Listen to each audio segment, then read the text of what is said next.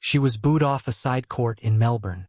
6 months later, a Canadian stadium director stood in front of cameras and admitted he had never seen anything like her in 20 years of running his own tournament. If you think you already know how this story ends, stay for the next 90 seconds, because what happened between those two moments is the strangest rise tennis has seen in years, and the final scoreline is not what you're expecting.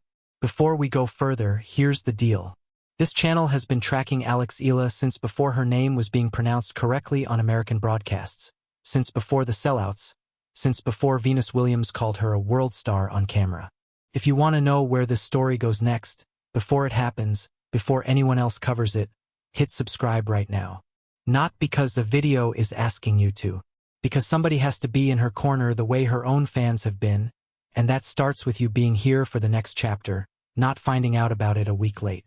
Let's go back to January, because that's where this really starts. The Australian Open, Day 2, Court 6, not Rod Laver Arena. Not even close. Eala, 20 years old at the time, walked out to face American Alicia Parks in front of a crowd that had queued back toward the main arena just to get in. She lost. Straight sets, 0-6, 6-3, 6-2. And the strange part is that nobody who was there remembers it as a defeat. They remember a full side court refusing to go quiet, cheering a losing rally the way other crowds cheer a match point. Organizers in Melbourne had put a rising Filipino star with a fan base of over 110 million people on a court that seats a few thousand. That mistake was about to get very, very expensive for every tournament that kept making it. A few months later in Doha, the same story played out in miniature. Eala lost in the first round. And still, tournament staff quietly noted just how loud that early exit had been. 2 losses. 2 crowds that refused to act like it was a loss. If you were watching closely, you could already see the shape of what was coming. Everyone else was about to be caught off guard. Then Washington happened, and everything changed at once. At the Mubadala DC Open, Eala walked into the final against the world number 3, Jessica Pegula, a former champion of that very tournament. Pegula won the first set. Rain pushed the match into a second day. And when Eala came back out, she won 10 of the next 13 games, closing it out 4-6, 6-4, 6-0, and becoming the first player from the Philippines in history to win a WTA Tour title. Pegula, to her credit, didn't sulk about it in her runner-up speech. She turned to the crowd that had traveled to cheer for someone else's country and thanked them. That single gesture would come back around in a way nobody predicted, but we'll get to that. Here's the part that should genuinely surprise you. Pegula co-hosts a podcast with 3 other WTA players. Before that final, it had about 23,000 YouTube subscribers. Within days of losing to Eala, it had climbed past 34,000, driven almost entirely by Filipino fans who had never watched the show before. Pegula herself said it on camera in Toronto a few days later. Filipino fans, she said, are insane in the best possible way, and she wasn't the only American player about to learn that lesson the hard way. Because 2 days after lifting that trophy, Eala flew straight into Toronto for the Canadian Open, and Toronto was never going to be a normal stop. Nearly 1 in 3 Filipino Canadians live in the Greater Toronto area. This wasn't a fan base showing up. This was a fan base coming home. The moment her Wednesday night match against Alicia Parks was confirmed on center court, tickets for a second-round match, historically one of the least valuable slots on any tennis calendar, sold out in 30 minutes. Tournament director Carl Hale said it himself. 20 years running that event, and he had never seen tickets move like that for a match that wasn't even a semifinal. Walk into Sobeys Stadium that night and you'd have seen Philippine flags draped over every railing, signs written in Tagalog pressed against the barriers, and one fan in a full blue dinosaur costume, wrapped in a Philippine flag, dancing through every single changeover. A concession stand inside the stadium quietly swapped one of its regular menu items for a Filipino adobo rice bowl. Nobody from the tournament asked them to. They just looked at who had filled the building and adjusted. Before her match even started, Eala grabbed the microphone and spoke directly to the crowd in Tagalog, asking them to wave their flags so she could see them. The response nearly drowned out the in-stadium announcer.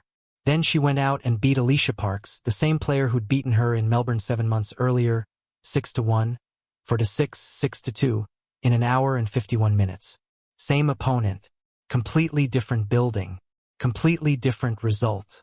Here's a question worth sitting with for a second.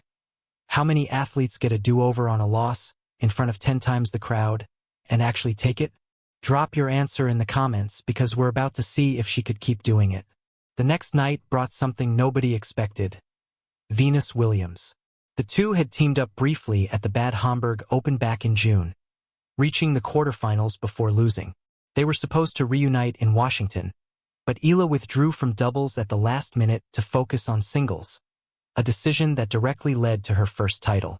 In Toronto, they finally got their second real shot together, back on that same packed center court.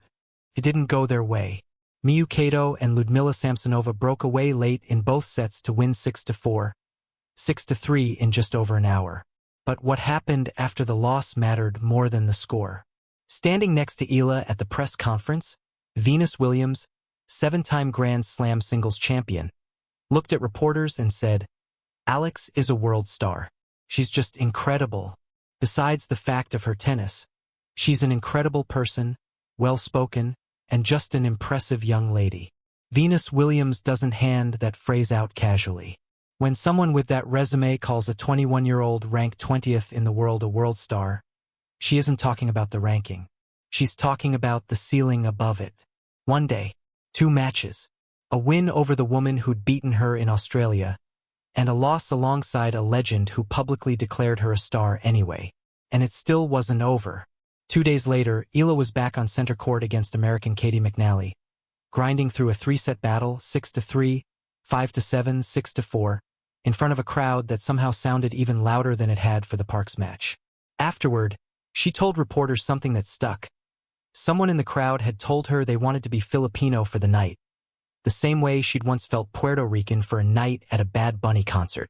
She said she hoped Canadians would start to feel that same hospitality from the Filipino community around them.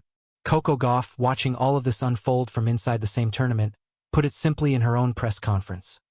"It's great for the sport," she said, "that one player can bridge the gap between tennis and a nation that had never really had that kind of representation before." By this point in the week, Eala had won her first career title, cracked the top 20 in the world, sold out a stadium in half an hour, and beaten the player who'd humbled her 7 months earlier, all while a legend of the sport was calling her a world star on camera.